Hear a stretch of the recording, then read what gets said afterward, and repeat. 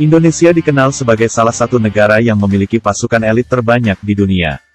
Dengan berbagai kemampuan berspesifikasi khusus yang dimilikinya, tentu saja membuat militer Indonesia cukup disegani dunia. Sebut saja Raider, Taifib, Taipur, Kopaska sampai dengan tingkatan tertinggi yaitu Denjaka, dan Bravo 90 dan Sat-81 Kopassus. Seperti yang pernah diungkapkan oleh Jenderal TNI Ria Mizar Triakudu mantan KSAD sekaligus Menhan, bila kekuatan TNI secara teknologi belum memadai maka yang diperhebat adalah kemampuan manusianya.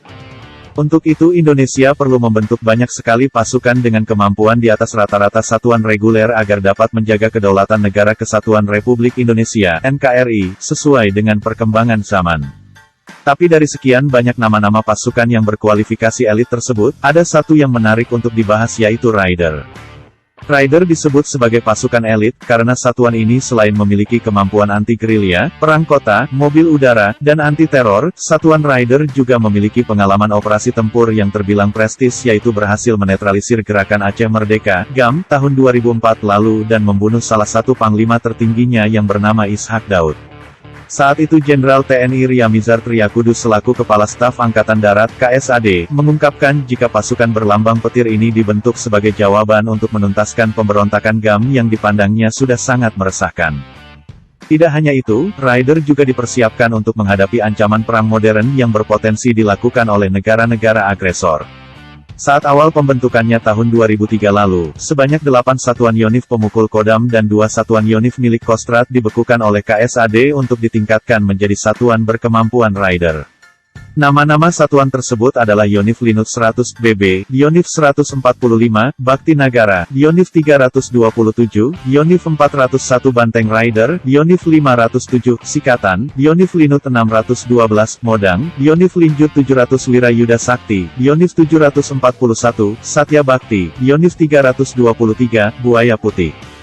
Namun seiring dengan berkembangnya ancaman ditambah dengan banyaknya prestasi yang diperoleh oleh satuan-satuan yang berkualifikasi Raider ini. Pada tahun 2013 lalu TNI AD di bawah pimpinan Jenderal TNI Muldoko akhirnya kembali menambah 3 batalion infanteri untuk ditingkatkan menjadi batalion Raider yakni Yonif 411 Pendawa Diviv 2 Kostrad, Yonif 111 Karma Bakti Kodam Iskandar Muda dan Yonif 641 Beruang Hitam Kodam 12 Tanjung Pura. Sebenarnya jauh tahun sebelumnya sekitar 1952, TNI AD sudah pernah memiliki 3 batalion berkualifikasi Raider yang bermarkas di Jawa Tengah. Akan tetapi tahun 1963, Yonif 441 BR ketiga dilebur menjadi batalion RPKAD dan kemudian disusul Yonif Linut 434 BRI pada tahun 1965 atas permintaan Letkol Sarwo Edi kepada Letjen Ahmad Yani yang saat itu sudah menjabat sebagai Panglima Angkatan Darat Pangat dengan alasan untuk memperkuat satuan RPKAD yang sedang bertempur di perbatasan Malaysia. Sedangkan untuk Yonif 454 BR2 diputuskan tetap menjadi bagian dari Kodam Diponegoro. Yonif 454 BR2 inilah yang suatu ketika kemudian berhasil dimanfaatkan oleh sejumlah oknum perwira TNI AD yang terpengaruh oleh PKI lalu dibawa ke Jakarta.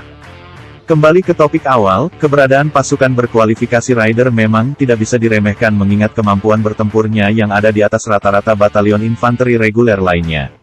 Prajurit TNI AD yang terpilih mengikuti seleksi Raider harus menjalani 3 tahap latihan, tahap basis, gunung hutan dan rawa laut yang cukup berat di Batu Jajar, Bandung, Jabar.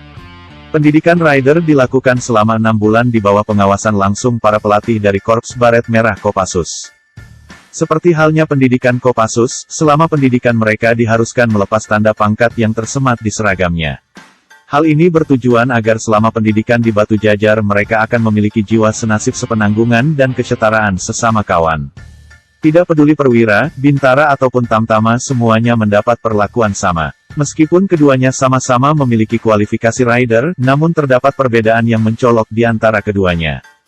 Jika prajurit berkualifikasi Raider dibekali kemampuan perang modern, anti-gerilya, anti-teror dan mobil udara, maka untuk para Raider ditambah kemampuan lintas udara, Linut, di mana kemampuan ini banyak dimiliki oleh satuan dari Kostrad.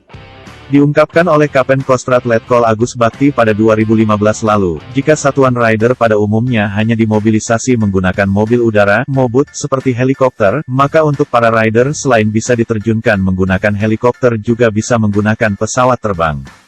Di samping mampu melaksanakan berbagai operasi taktis dalam rangka operasi militer perang (OMP) dan operasi militer selain perang (OMSP), pasukan Raider juga dituntut harus mampu melaksanakan operasi khusus raid penghancuran dan raid pembebasan sandera atau tawanan baik itu berbentuk ancaman non-tradisional bersifat lintas negara maupun isu-isu keamanan yang timbul di dalam negeri.